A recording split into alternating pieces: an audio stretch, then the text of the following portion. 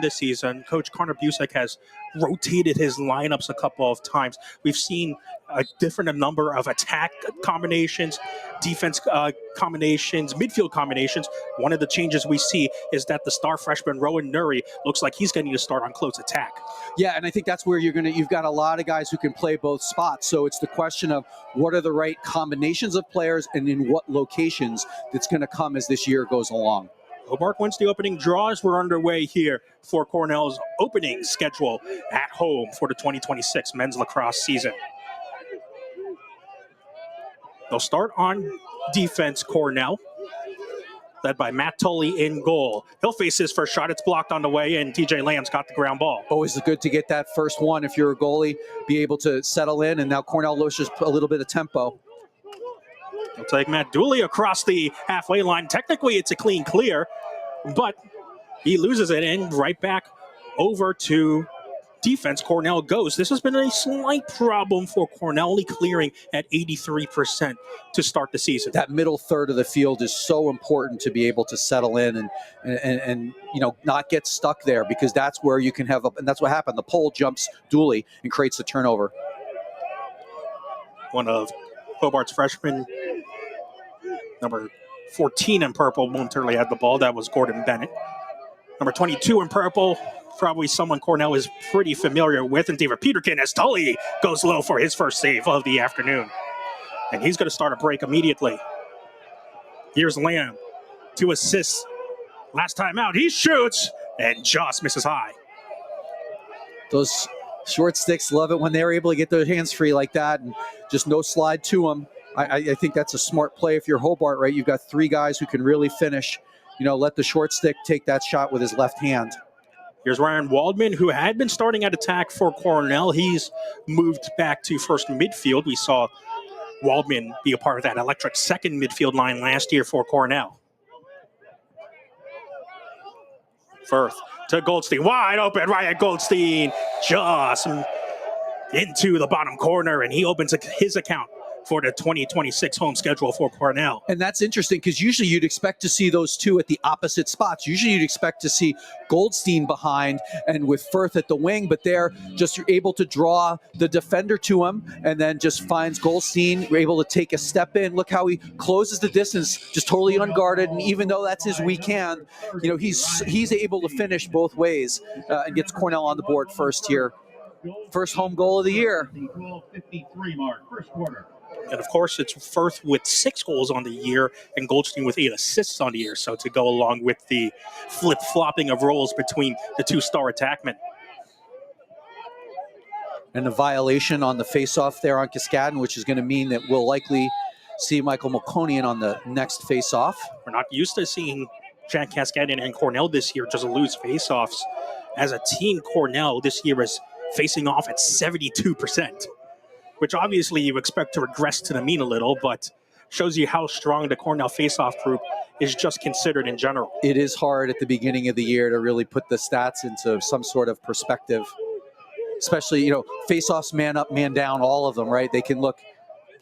Ty Steenhouse misses high. Hobart's right there with the backup. Got a new addition to the shot clock here at Sholkoff, where we've got the game clock there as well, which is nice to be able to see, and a turnover. That was Slade Engstrom, who was looking for a partner, but just missed high. This is a Hobart team. You saw Engstrom there, number 2. A lot of freshmen are getting involved early on to this veteran group that's a part of Hobart as well. You'll see one of the freshmen on defense as well, number 77, is Coleman Kraft. Second midfield coming in for Cornell. Jaden Chiapara in. Bowie Horsman. And then Seamus Reardon. No AJ Nikolic yet. He missed all of last year with injury. We expect him to be slowly worked back in as Reardon loses the ball. Some good defense there from the Statesman. And Firth somehow picked it up and scored.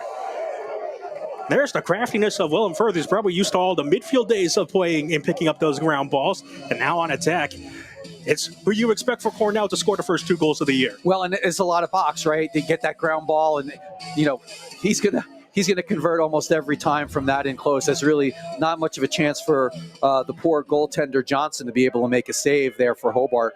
Cornell off to a good start here, 2-0 early, and we are seeing Melkonian come in to face off. Only 6 face-off attempts for Melkonian this year. He's still won 5 of them. And he'll pick up another one here. So this is something that Cornell's also got a lot of confidence in. Their second face-off guy in Michael Melkonian. Maybe had some growing pains last year, which is why Cascadin took basically every single face-off last year. But Melkonian has definitely improved into his sophomore year. I think the other part to remember is that, one of the things that served Cornell so well in that national championship weekend was the, that's a turnover over and back. Dooley tried. Yeah. It's just a little too far. It's got to be a very quick swat at it, and it kind of stayed in his stick for a second. A little too long. Good call by the official. Daniel Kano with the ball now, Hobart's leading goal scorer. Anyway, what I was going to say was that, one of the things that served Cornell so well is depth in that game, right? And I think you're going to see a lot of guys early in the season here get opportunities to, get their way into the, first midfield, second midfield. And you're probably going to have either some injuries or other things that are going to happen where you're going to want to go a little bit deeper. So it's important to get guys experience early in the year. Nice slide and a shot from Kate Dino. He just misses wide left of the cage. Dino had a goal last year for Hobart, and the backup went to Cornell first. So Cornell on the clear again. They've already failed one clear, make it 2. Yeah, just Charlie Box just got handcuffed by that clearing pass.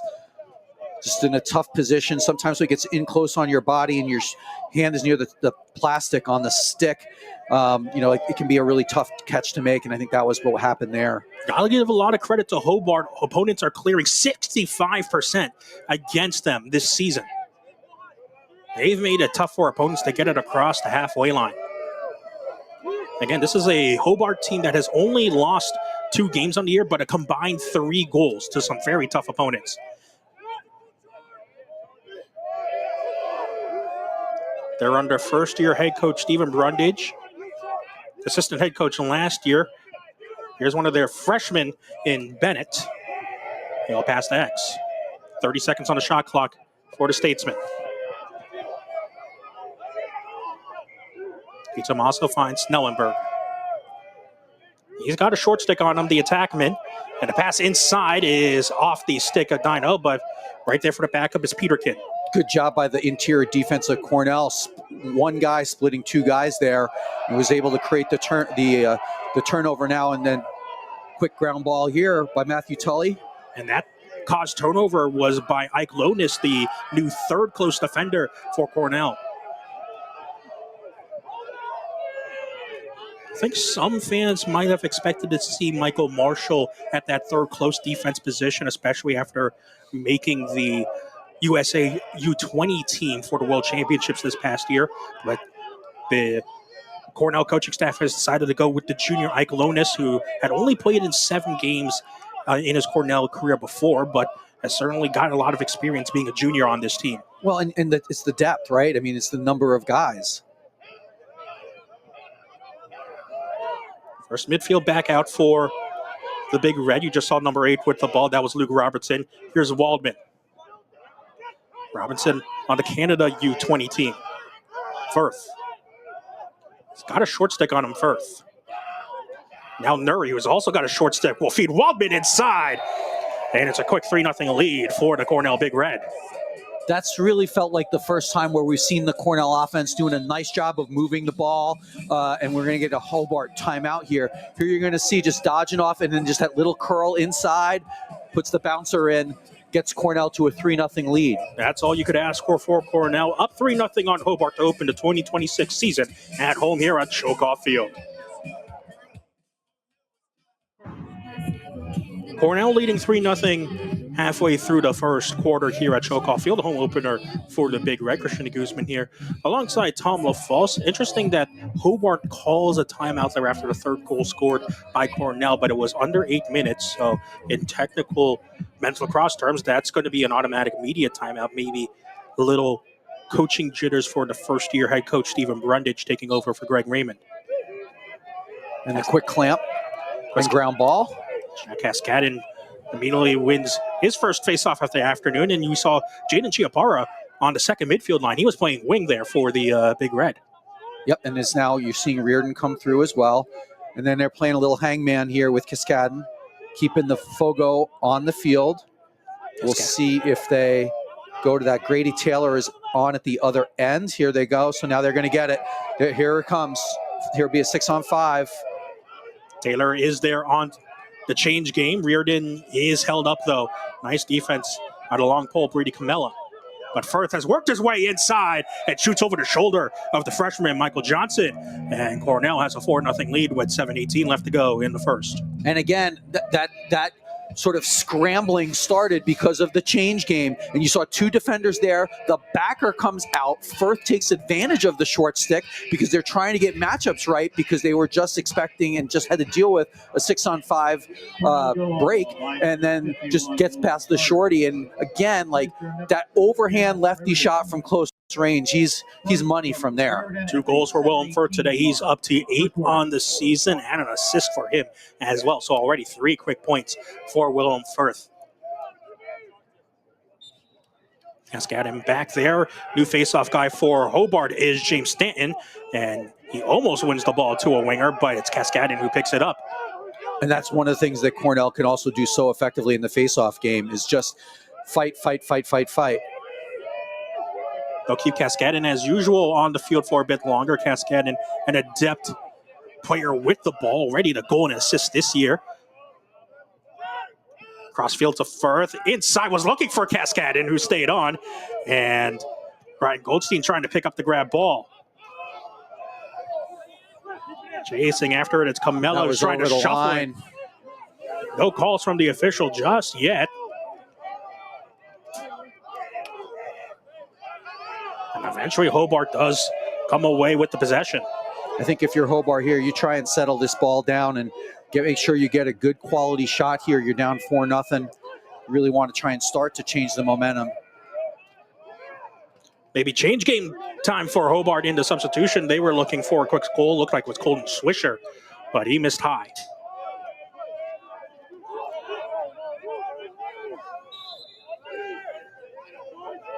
Bryce Johnson, the sophomore from Jackson Hole, Wyoming. Boy, you wouldn't have heard that years ago. Not at all. Shows the growth of the game. Here's Ty Steenhouse. Short stick on him is Brian Box, the younger brother of Charlie, and the shot low sneaks past Tully, and Hobart's onto the board. Steenhouse, I'm not sure if Tully didn't see that. It seemed as if it sort of skidded underneath him. Have to see the replay on that one. Hobart getting on the board, doing what they needed to do, take advantage of the short stick dodge. Yeah, it's a little late to react there and just sort of in between a bouncer and a low shot and just able to get it underneath Tully. Stop the Cornell run at 4. Steenhouse is a Richmond transfer, and that name bodes high in the minds of Cornell fans with number 3 Richmond coming to Sholkoff Field. Just so we know, we did get an adjustment. They did go back and make that the media timeout, so Hobart still has 2 timeouts on the board here. Face-off one's got to go to Cornell as Walker Schwartz picks up the ground ball on the face-off. Now, this is going to be an interesting thing to keep an eye on now as the sun comes down sort of over the press box here. You got to be aware of it as you're making these long cross-field passes. Time was winding down for the Cornell clear. They only had 1 second, and the pass to Gilmartin a little bit too hard, which means it's yet another failed clear for the Big Red. As you mentioned earlier, right, it's just sloppy in the clearing game for Cornell right now. That's something they're going to have to clean up.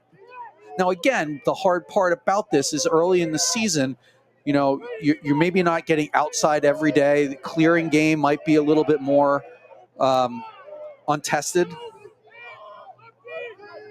If you've got to be inside at all, you can't clear until the new Meinig Fieldhouse, which is quickly coming towards completion on campus here. It's really impressive to see the progress that's been made on that new indoor facility here for Cornell Athletics, and you can expect Cornell to practice there on inside when you've had frigid temperatures like we've had this winter season in central New York. I feel the worst for the guys on the sideline with their shorts on and free inside that just hit the inside of the post and in. It's Garner DiTomaso who scores. Again, just that look inside. It wasn't like anyone got beat on the dodge, and it just sort of just fell asleep inside there a little bit. And that's 2 in a row for Hobart. You can see the slide just comes in, leaves DiTomaso open. Yep. It's interesting to see just the also defensively.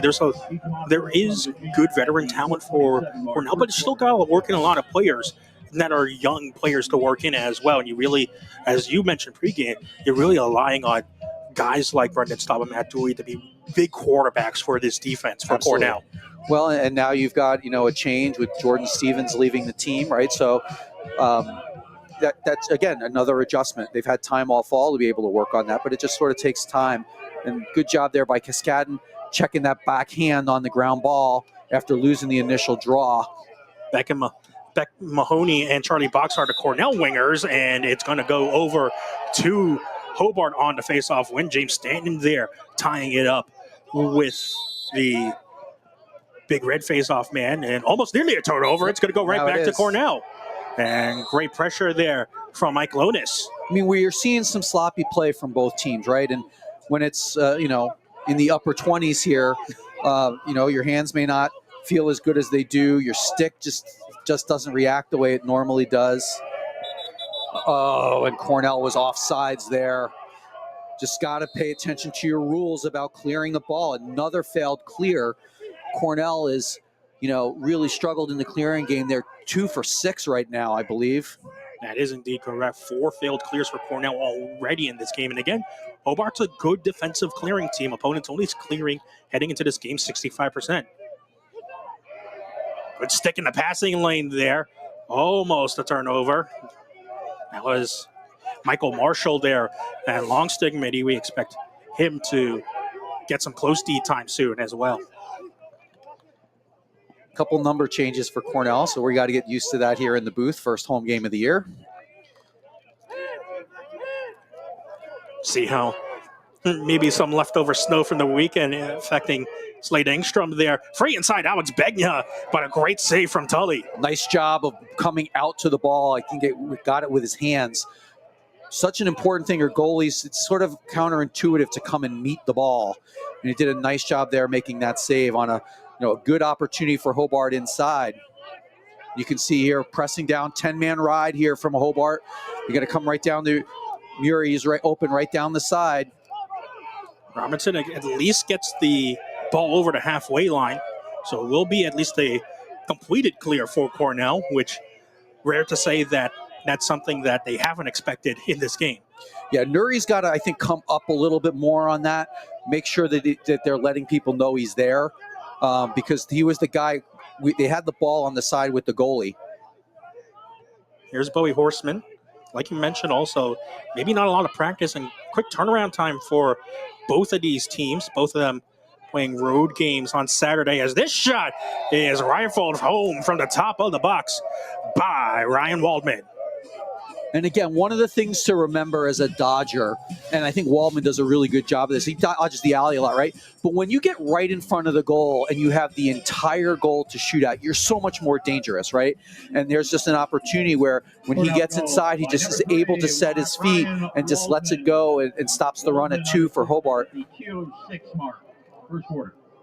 Going back to what I was saying also, a lot of these teams haven't had a lot of time to prepare. Cornell was just at Denver on Saturday. Right. You're right. You got to fly back. That takes a lot of time. And Hobart was, at Bucknell as well. And of course, that's an easier bus trip as Cascadden down the lane.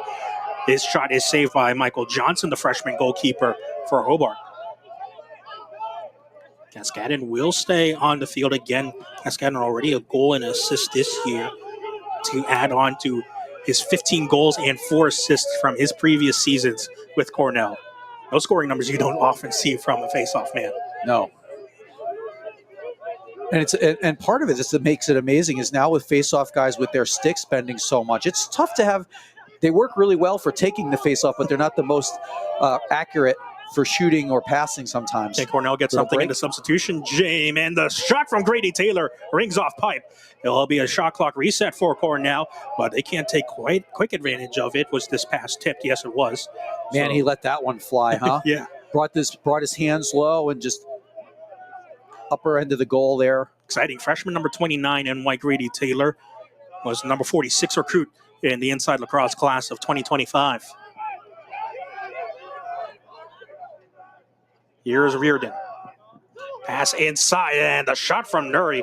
He was punished on the way in by Camella. Yeah, Camella with a really good play, just a perfectly timed check. Goldstein to initiate, plenty of time on the clock, 37. Had the shot clock reset because of the shot off the pipe from Taylor. Taken to the ground, picked up and almost shoveled in by Reardon. Excuse me, not Reardon, by a Chiapara. In the crease, so it'll be Hobart ball. Chiapara fell in after taking the shot. I don't know how Goldstein got that one out of his stick inside there. Good play He also was by going down. good play by another freshman, number 35 from Purple. That's the long pull, Brady McEnroe. So you see a lot of freshman contributors here for Hobart. Well, and if you in Cornell as well with 28 to go, I'm sure they'll hold for one here. Shows just a lot of youth movement on both sides to mix in with the veteran talent and the returning talent from both teams here as we wind down the first quarter at Shokoff. Gordon Bennett trying to dodge on Gil Martin. Passes outside. Max Snellenberg trying to cut in. Slide comes. And with zeros on the clock, that will end the first quarter. Cornell scores the opening